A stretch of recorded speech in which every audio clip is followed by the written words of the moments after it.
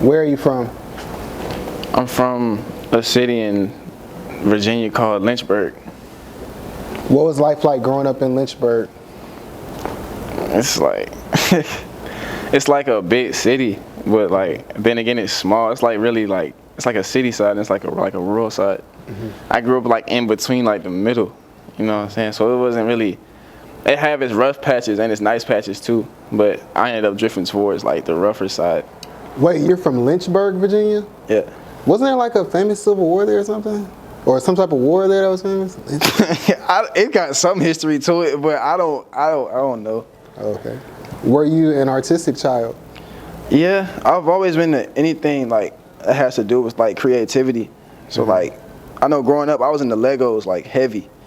So it like building Legos, coloring books, like just going outside and like just building some bullshit together. That's what started it off.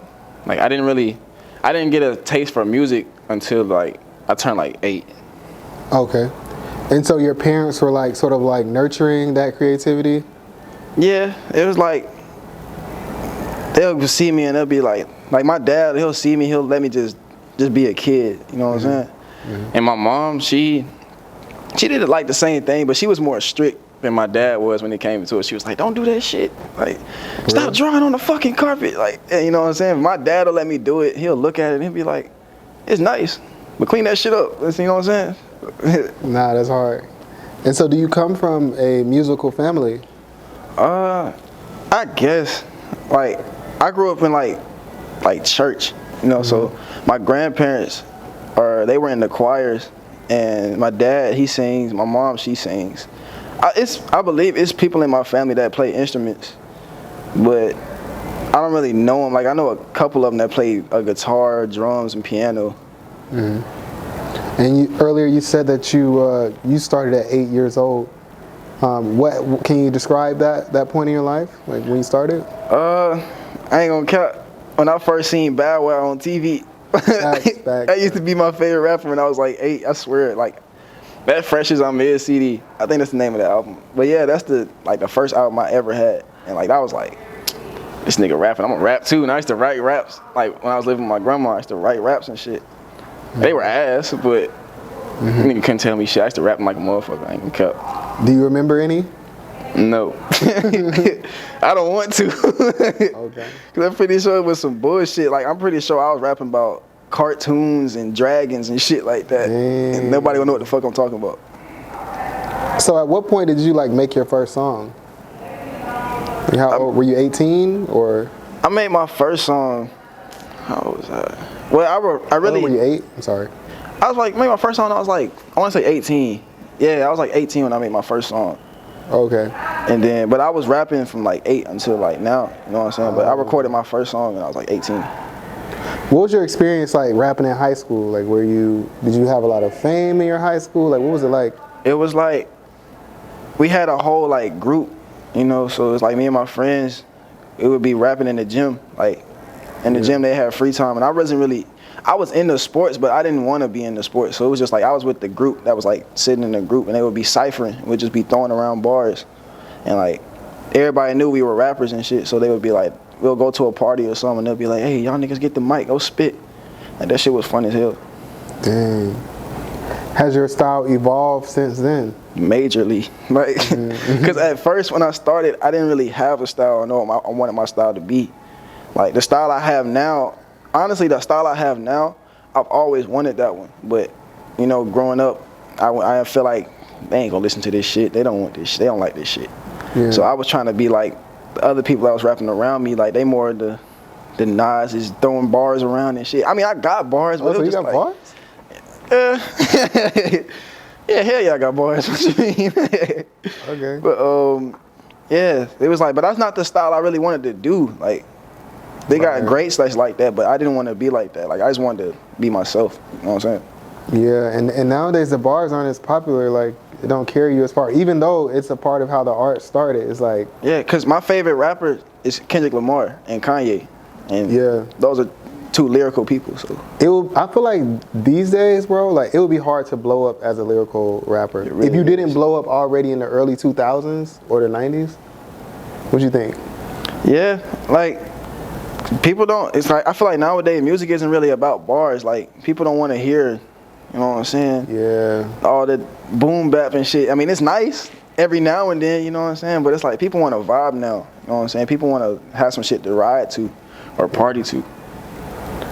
Thinking about like the power of words, do you think that if we did kind of go back to that old style where people like put a lot of thought into what they were saying and directing it towards a certain purpose, do you feel like our sort of culture would be better or different?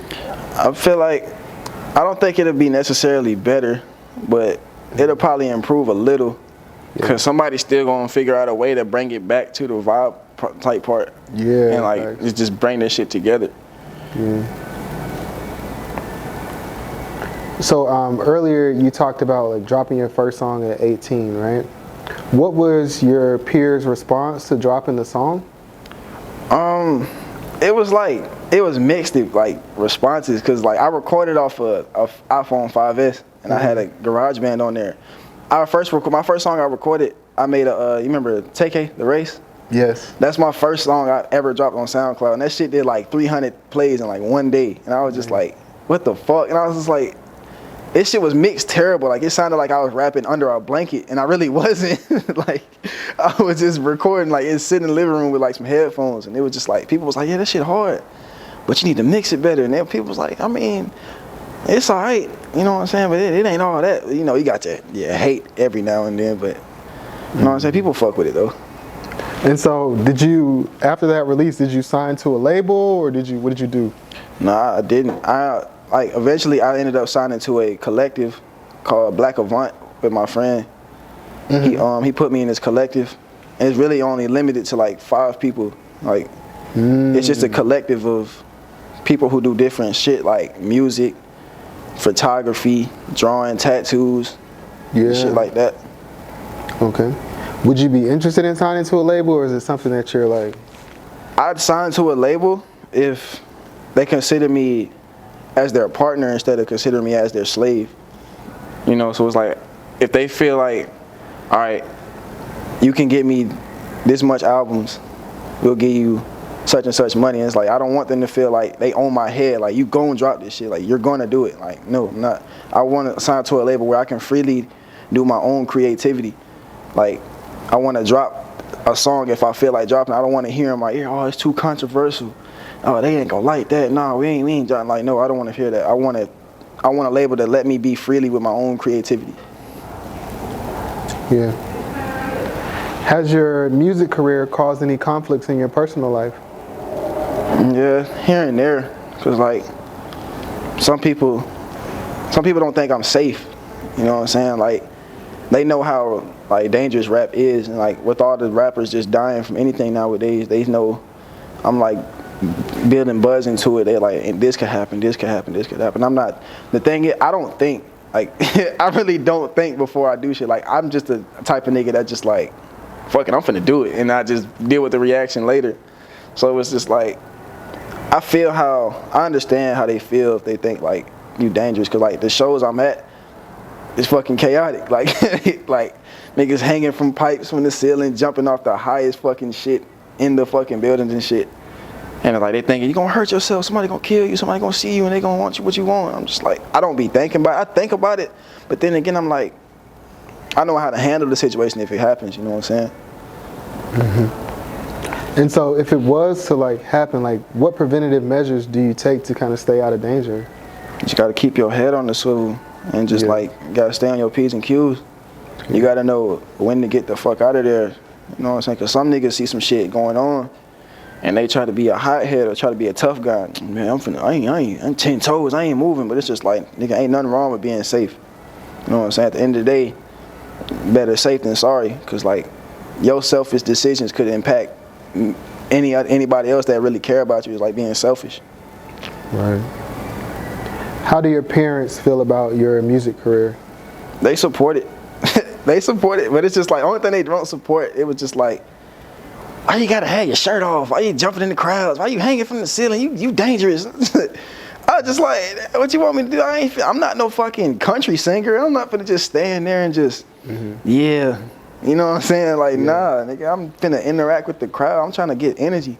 You know what I'm saying? I can't feed off of energy like that. Like, even if anybody's just standing there, like I'll stop performing. I'm like, y'all ain't fucking with me, fuck it. I'll get off. But, like, that's never happened to me before. That's not gonna happen to me, to be honest. But, like, yeah. So it's just like, they fuck with it. They just want me to be safe. Yeah. You know what I'm saying? What's been the most challenging aspect of your career? So far, it's just like, now that I'm getting more buzz, it's just like, I'm starting to learn how to manage a time schedule. You know what I'm saying? Like, I'm learning how to schedule shit, honestly. And because some shit, it'll be so much shit happening in one day that I have to be there. And it's like, somebody might schedule me for a photo shoot at like 3.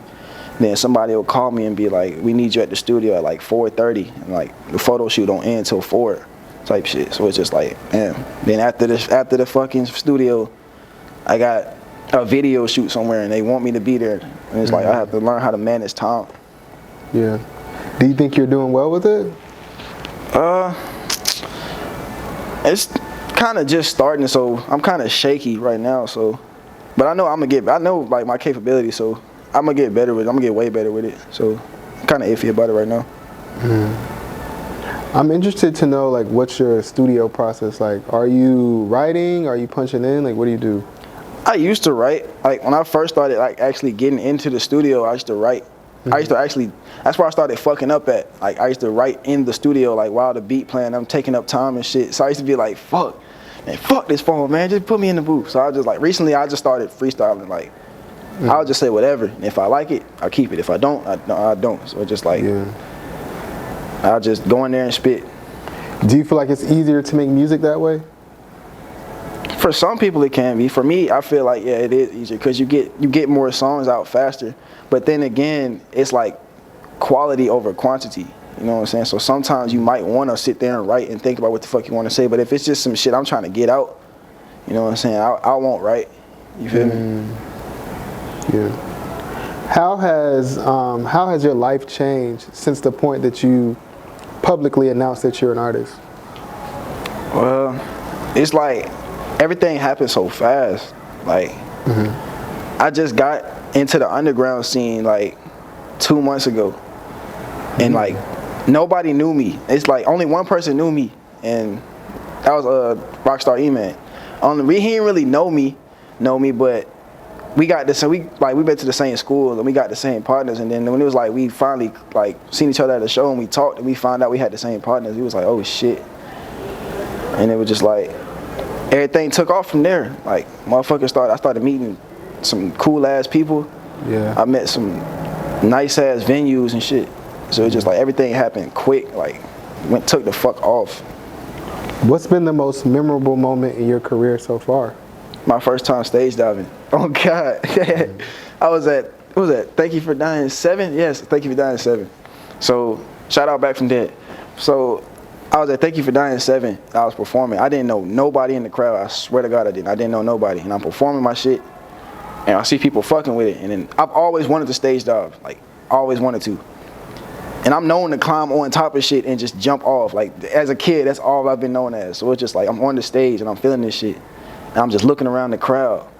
And I'm just looking like, do I want to jump on them? Or do I want to jump on them? Right here, it's like, it's a group of like females. And I'm just like, oh, I can't jump right there. They're not going to fucking catch me. So, but then I seen like a group of like some niggas that's turned. So I'm just like, boom, locked in. So I'm performing. They get to a part where I'm supposed to jump. Throw the mic down. I jump and I just turn around. Like, I'm like split second in midair. I'm just like, are they going to fucking catch me? So I get caught, and I thought they let me back down, but no, them niggas like lift me up and like start, like I was like, oh shit, these niggas fucking caught me. So I was like, oh my fucking God, like this shit is fucking crazy. Then they put me back on the stage, and like I wanted to go back in the like bathroom, like in the VIP and cry, cause like I'm like, nigga, I really just did this shit, but I was just too fucking hyped to cry. You know what I'm saying? Yeah. Dang. Are there any artists out right now that you like to collab with? As far as like underground or like, it could be anybody. It could be underground. It could be mainstream. Whatever. All right, I'm gonna do underground and mainstream. So underground first. I'm gonna say Back from Dead. I'm gonna say Six Blanco, Lord Chrome, Bear One Boss. I want to say shit. One more. I'm gonna say Tsunami's Wave, and then for mainstream, Kanye, Travis Scott, Nicki Minaj, Erykah Badu, and John Legend. Yeah. Do you have any artistic interests outside of music? I know how to play a couple instruments. Okay. So outside of rapping, are you still like playing them? Not really, cause I don't have my own like trumpet or anything, and I want to learn how to play the piano and the guitar. You know what I'm saying? But I can draw a little bit too. Like I can't draw a fucking portrait. Like I can't draw Goku or nothing, but I can like doodle. Yeah. Like I can draw a little skull, a little knife. You know what I'm saying? A little star every now and then. Just some dumb shit if I feel like it. Real. Like my mom, she used to whoop my ass for like drawing on my clothes, like my school clothes. I used to go to school and like just be bored, and instead of drawing on paper, nigga, I'm drawing on my clothes. That was another thing I wanted to do too. Like I wanted to make my own clothes. Are you? Do you have a brand? You got a brand now, right? Nah, I'm working on it. I have one in mind. Okay. Actually, I was gonna call it Focus, and it stands for Following Our Conscious Until Successful. I like that. Dang. Yeah. Bro, Focus Water. Yo, hey. Do they have that yet? They don't. Bro, your brand's gonna be crazy. Should I edit this out? Nah, keep that in there. Nah, real. Focus Water, nigga. Oh God, nigga. Focus Water. It's gonna be crazy, nigga. Yeah, everything. It's gonna be crazy. Like I've been thinking about this for like 3 years now. Like one day I was just at work and I was just like, yeah, I want to make some clothes. And I was just thinking the shit I did. I was writing shit down. I still got this shit like in my notes because like I want to keep that shit. Cause I know I want to make that shit happen. Yeah. So earlier you mentioned that you are a doer. You're the type of person to like just go out and do it. You have all these things going on. You have things that you are in the works for the future, right? So what is your ultimate aspiration with the music? Understandably, I don't want a Grammy. I feel like Grammys are a good achievement to have and brag about, but I don't want a Grammy. I just want my music to connect with people. I want people to hear my music, and whatever the fuck they feel like they do is happy. Like whether you go to the gym, you jog, you paint, like whatever you do to make you happy, what's your hobby makes you happy. I want my music to be in your background. I want my music to feel, whatever you feel happy, play my music. It don't necessarily, if I win the Grammy, that's good. Like I'll give my thanks and shout outs, but it's like, that's not my goal. Like I just want to reach people and connect with them. Yeah. I want people to hit me, feel like they can hit me anytime they want to, anytime they're in a hole. Like I know the first moment, it's been a couple times where I'm not even up there yet, and people have come to me and they were like, I listened to your song, bro, and like that shit moved me, bro. I'm like, I be damn near moved to tears. It's just like, I ain't shit. So it's like, so it's just like, I be like, damn. So I just want my music to like, just reach millions of people, and just like move. You are shit though, bro. I'm trying to be. You know what I'm saying? Don't say you're not. Try to be. But you know the thing is that, bro, like it's so many people out there who, or even just young people that will come to a show that you're at, or they'll come across your song on your Instagram, and while you may not think, you know what I'm saying, like it's a big thing, they're probably looking at you for inspiration, whether that be what you're wearing or what you're doing. Like a high school kid is like, you know what I mean? They have dreams, they're gonna be drawn to whatever they wanna do. So kudos to you. But I do have a question on that point. For someone watching this who does aspire to do what you do, what advice would you have for that person so that they can be successful?